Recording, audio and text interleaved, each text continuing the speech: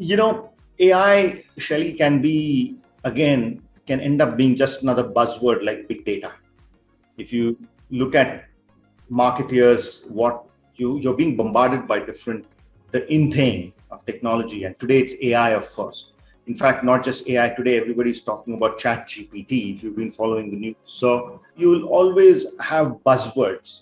And so for a marketeer, it needs to come back to, like I mentioned, what are my main use cases?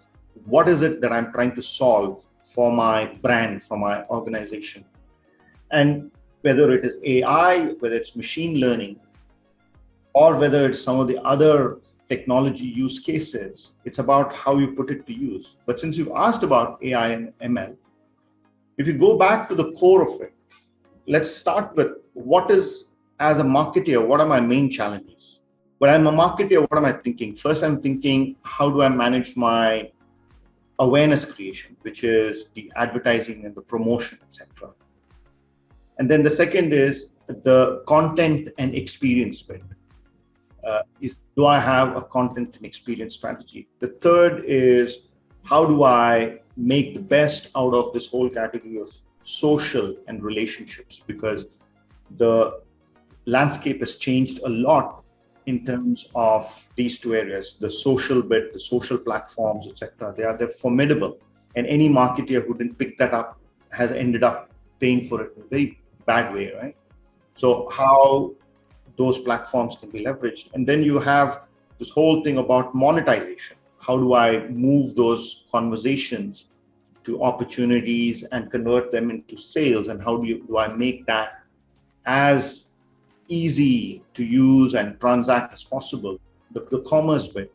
And then, of course, you have the data and the management. So as a marketer, these are some of the things, these are like marketing 101. These are really what keeps me awake. Like, is my promotions and advertising, the awareness creation good? Do I have a solid content and experience strategy? Is my strategy around social and relationships robust?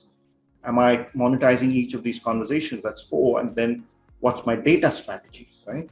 And overall, do I have a management structure to manage? So this is a marketing.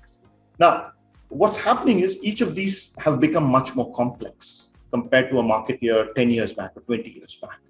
Take social, for example. Leveraging social and the power of networks, if I were to do it without automation, it's almost impossible. Now, with automation, I can do a little bit, but that's where AI comes in. Is it possible for me now to discover the sentiments of how different segments of my target audience are reacting to certain messaging that I'm doing, or a certain campaign, or certain, if there's an offer that I'm doing, if it's a fashion brand, for example. So what AI is able to do now is AI is able to bring the capability to mine enormous amounts of these data, those networks, and those relationships that happens in the social realm to give me insights. So it's one thing about having access to it, because again, some of this is not as cheap as it looks. Brands, again, have been very successful. The marketing technology brands have been very successful in making it look cheap, because you have 100 people who are saying it's just going to cost you $50 per month. But the marketer has to be careful. First of all, each of these are splintered. Now, you could choose to go with a platform like a Salesforce, for example, but then platforms come as expensive, right? So if you look at marketing automation, you have even if you have 10,000 marketing automation software, the real platform leaders are probably 15 to 20. Platform leaders. And then you have maybe a few hundred category leaders, people who are really good at certain categories like lead scoring or whatever. And then you have thousands of specialist apps and components, which is a long tail.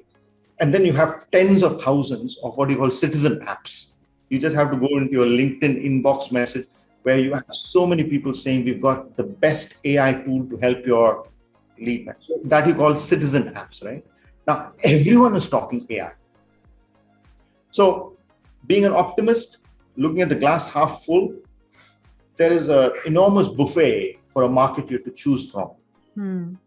But looking at the glass half empty, if there isn't enough appreciation of how that AI is going to help solve any of those 5 to 6 main challenges that a marketer has that I mentioned, awareness creation, the content bit, the experience bit, the social bit, the data management bit, then it's impossible. So it's very critical for a marketer to understand which phase of the journey he or she is, A.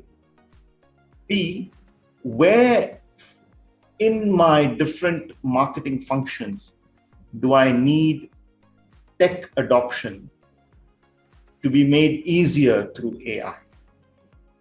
Yes, that is where the magic happens. And the good thing is you've got a lot of technologies available where AI makes it easy for you to start doing campaigns. And conversational AI is the best way you can think of, where AI is helping brands, small marketeers, to bring their message to customers at the place where they are, which is on their chat platform, for example, whether it's WhatsApp or whatever. So it enables you to get your campaigns into their chat messages and get them to actually look at the different options they have without leaving that chat platform. Now that's AI in action. That's AI in action, which helps you get to a very, very focused audience, knowing their persona after they opt in and engage them. And for me, thinking marketing, if I looked at, say, a more traditional form of engagement like EDMs or email campaigns, which all of us have done, if you got anywhere between a 10 and a 15% engagement rate, that was massive. And suddenly you have these conversational AI-based campaigns that are being launched, which are having engagements between 70 and 80%. Now, that is AI in action, where you have accessible AI being able to get promotions and customer engagement to a totally different level. So you got to make it work. That's what matters.